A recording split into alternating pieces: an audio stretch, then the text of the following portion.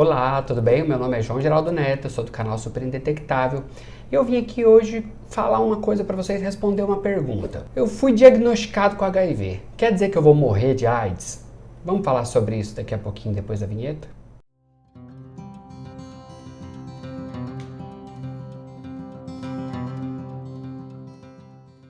E para começar o nosso assunto, começar esse vídeo, eu queria agradecer a vocês por estarem aqui, queria pedir um apoio, uma ajuda a vocês que é curtindo esse vídeo, compartilhando esse conteúdo, comentando, deixando comentários para que as plataformas possam entender que esse conteúdo é relevante, que ele possa entregar para mais pessoas, principalmente nesse caso específico desse vídeo, para pessoas que estão sofrendo, por terem o diagnóstico reagente para HIV ou por terem medo de estar com o resultado reagente.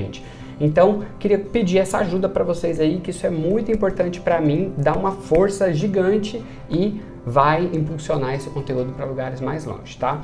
Mas vamos falar o seguinte, pessoa, geralmente quando ela tá ali com HIV, ela já vê assim, ela fala assim, pronto, tive o diagnóstico de HIV, vou morrer de AIDS? Primeiro eu queria começar contando a história do HIV.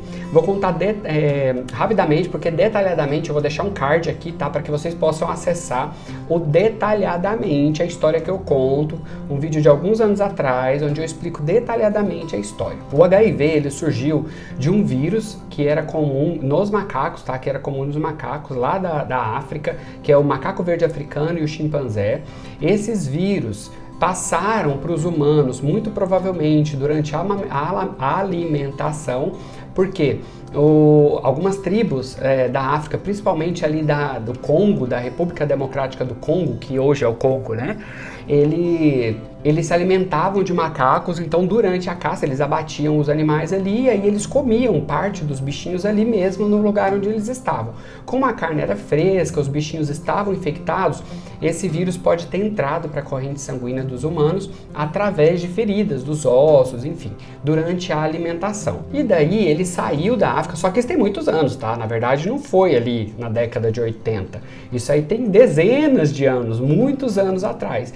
Só que só tomou conhecimento quando esse vírus foi para os Estados Unidos através do paciente número 1, que é o que a gente chama aquela pessoa que levou o vírus. Ele não é o paciente número 1, mas ele é o paciente que levou o vírus para os Estados Unidos, era um comissário de bordo, e esse paciente número 1, então, ele infectou outras pessoas que tinham relacionamento com ele, relacionamento sexual. Ele era um rapaz gay e que se relacionava com outros homens.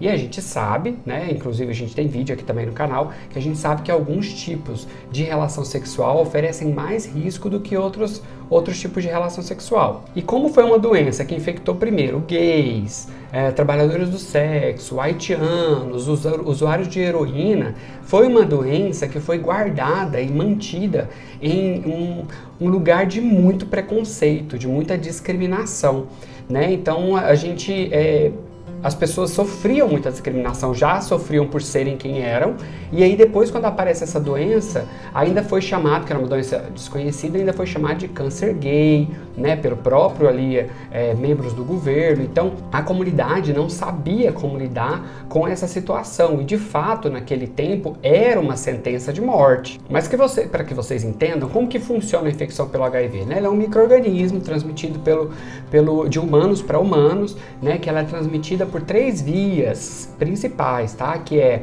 durante a sexo desprotegido, relação sexual desprotegida, durante o compartilhamento de agulha, seringa, de material que perfura ou corta, ou durante a gestação, parto ou amamentação. Então precisa haver uma troca de sangue ou de fluidos ali que contenham um vírus suficiente para uma infecção. Esse micro-organismo entra no corpo, infecta ali o organismo e atinge então uma quantidade de vírus que pode ser muito alta no corpo se a pessoa não fizer o tratamento. Porque esses vírus, à medida que eles aumentam, eles destroem a imunidade. Então as pessoas vão ficando com o sistema imune deteriorado, com o sistema imune debilitado, e isso pode fazer com que as pessoas morram, não de AIDS especificamente, mas de uma síndrome, Porque AIDS é uma síndrome, é um conjunto de sinais e sintomas.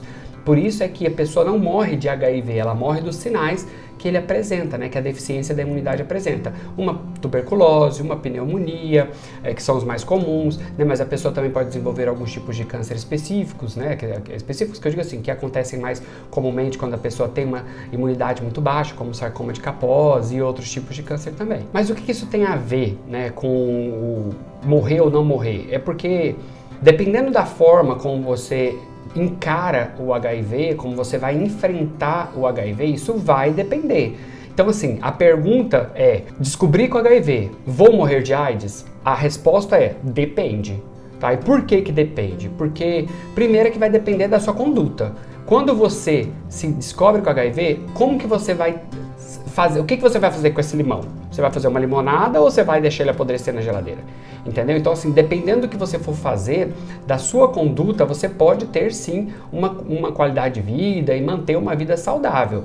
Ou então você pode adoecer e morrer. Mas é claro que também depende dos fatores de acesso, né? O acesso à saúde, acesso ao cuidado do HIV também pode fazer com que você adoeça ou não.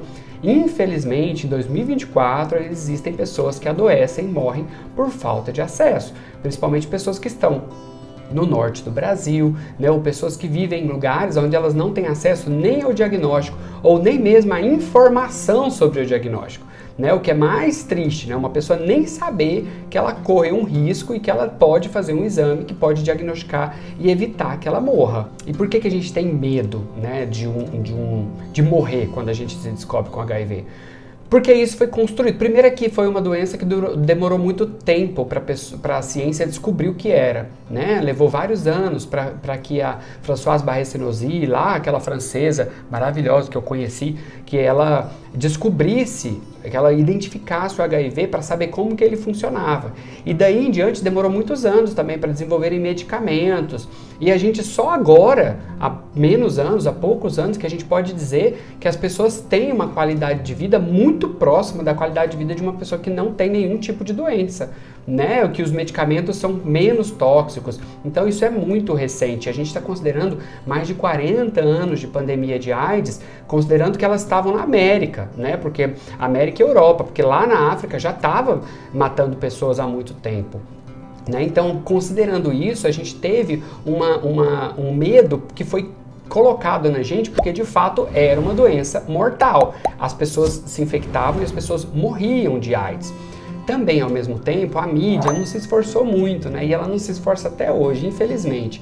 A mídia, tanto ela não pauta muito esse assunto nos veículos tradicionais, como ela concentra sempre no dezembro, né? Ou então no carnaval, nos métodos de prevenção no carnaval. E às vezes quando vai falar, ainda fala besteira, usa termos inadequados, coisas que não ajudam, que na verdade pioram a nossa percepção com relação à doença. Mas de tudo isso, o autopreconceito é o pior inimigo. Então, quando uma pessoa se descobre com HIV e ele, por preconceitos que ele carrega na vida dele, né, por um conservadorismo, né, muitas vezes que está ali antigo, trazido de gerações na sua família, por causa disso ele se acha uma pessoa impura, uma pessoa promíscua, né, uma pessoa que não é digna de ter relacionamento, de viver uma vida saudável. Esse autopreconceito destrói a pessoa. Porque quem é o responsável, que eu acabei de falar, por procurar ajuda? É a própria pessoa. Se você desenvolve um problema de saúde, a responsabilidade é dos outros de te colocarem ali ou é sua? Qualquer problema de saúde, nós somos responsáveis pelos nossos corpos. Então nós temos que nos responsabilizar e ir atrás de ajuda se a gente precisa de ajuda, né? O HIV não é diferente. O HIV é exatamente igual às outras doenças. Então a gente precisa se desenvolver, a gente precisa entender dos nossos direitos e a gente precisa ir atrás. Se eu não vou atrás do diagnóstico, porque eu acho que aquilo não é uma doença para mim, se eu descubro que HIV e eu não vou tomar medicamento porque eu não aceito essa doença, e aí eu vou adoecer e eu vou morrer. Sim, é a consequência de 98% das pessoas que vivem com HIV e não tratam, é a morte.